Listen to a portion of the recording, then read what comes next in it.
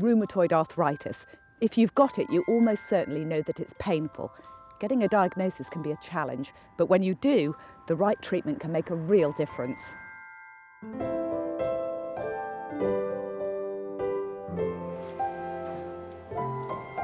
I had 2 bad flare-ups. What happened, just through clapping, went to a show to see my granddaughter, and the following morning, my 2 hands was up like balloons and very painful. I've had an operation on this knee, but I got the other one going now, and my shoulders, and I'm in agony all the time. It's one of the big bugbears of life, which affects you in so many different ways. Sometimes you feel fine, other times you feel absolutely lousy. I had terrific pain in my wrists, and I was back and forth the doctors for several months. Since September, I've had 40 blood tests. I've even had echocardiogram because they couldn't find what was wrong with me. Sorry, I guess. One of the problems is that non-rheumatologists have difficulty in recognising inflammatory arthritis. There is a problem with recognising these symptoms. It can take a very long time. It was a terrible diagnosis to receive about 30 years ago, but since then we have so many medications and you can go on to live a normal life without any disability or deformity. There's a standard pathway for treating a newly diagnosed rheumatoid arthritis patient. You would put them on to steroids and then methotrexate, unless there's a contraindication to giving them that. And then you use a fixed dose of methotrexate, and then if that isn't successful, you add in other medications on top, like hydroxychloroquine and cilazapyrin. It's a pain that nobody else knows unless you have rheumatoid arthritis. And to be out of that pain is, well, freedom, and it's marvellous, you know, and I've got Dr. Bevan and his team to thank for that. The expectation these days is that you will have a very good response to treatment and feel, significantly better. It's an autoimmune disease, which means that your body attacks the lining of the membranes surrounding your joints, causing inflammation and pain. It can affect all your joints, including your neck, and also sometimes the eyes. It can cause erosions in the cornea. I know when it's going to start because it's like, like if you strained your wrist. It's like that, and then it goes into your hand then, and my hand was nearly double the size, and the pain's horrific.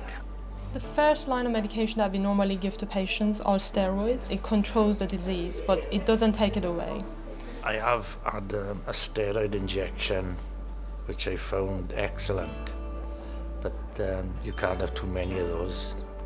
But that was very good, because within, well, I would say half a day, I was right as rain. The next line of medications are called disease-modifying agents. Methotrexate is the most common DMARD that we use, and it's the mainstay of treatment. But there are other drugs such as sulfasalazine, hydroxychloroquine, leflunomide, that can be used as well, and it depends on the patient. Can I take a seat? So can you tell me what medications you're taking? Methotrexate. Okay. And the hydroxychloroquine.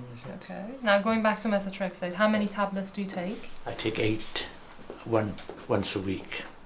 Okay. Yeah. Any problems with that? Any side effects? No, nothing. Because you can have side effects like mouth ulcers, diarrhea, shortness of breath. But luckily you have not experienced any of those, which is great. Nothing. Okay. And when do you take your folic acid? I take that 3 days later. How many hydroxychloroquine tablets are you taking? One every day. One every day? Yes. Okay. And have you had your eyes tested yet? Yes. Leon started his treatment on methotrexate, but just couldn't get on with it. You were on methotrexate before? Yeah. I was getting more areas of my body, flare-ups, more arthritis coming in there. I was getting stomach problems from the tablets themselves, so I wasn't eating as much. Did you have any mouth ulcers on it? I did have some ulcers in that period as well. Sometimes people do experience side effects on methotrexate, and that's why we have so many drugs. Yeah, and now that we moved on to the next line, it sounds like things are so much better for you. Is that perfect. Life-changing, if anything. I got a little girl, I can run and all manner of things might look good now. Leon is now on a class of drugs called biologics.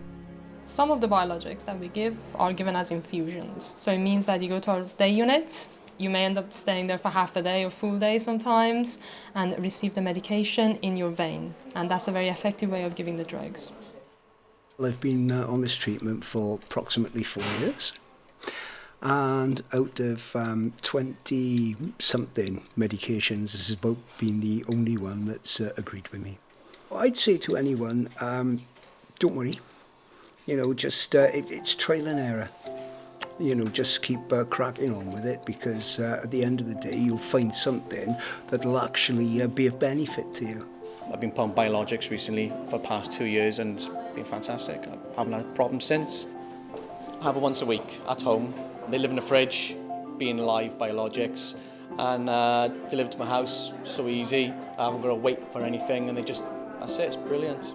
The final key to controlling rheumatoid arthritis is making sure that you take your medication. If you don't listen to what they say, or don't waste your time, you're not doing yourself any good. Literally, you've got to just carry on. I wish I didn't have to take them, but I do know that they put the fire out in the body, for want of a better word, and the way I speak, they put the fire out in the body.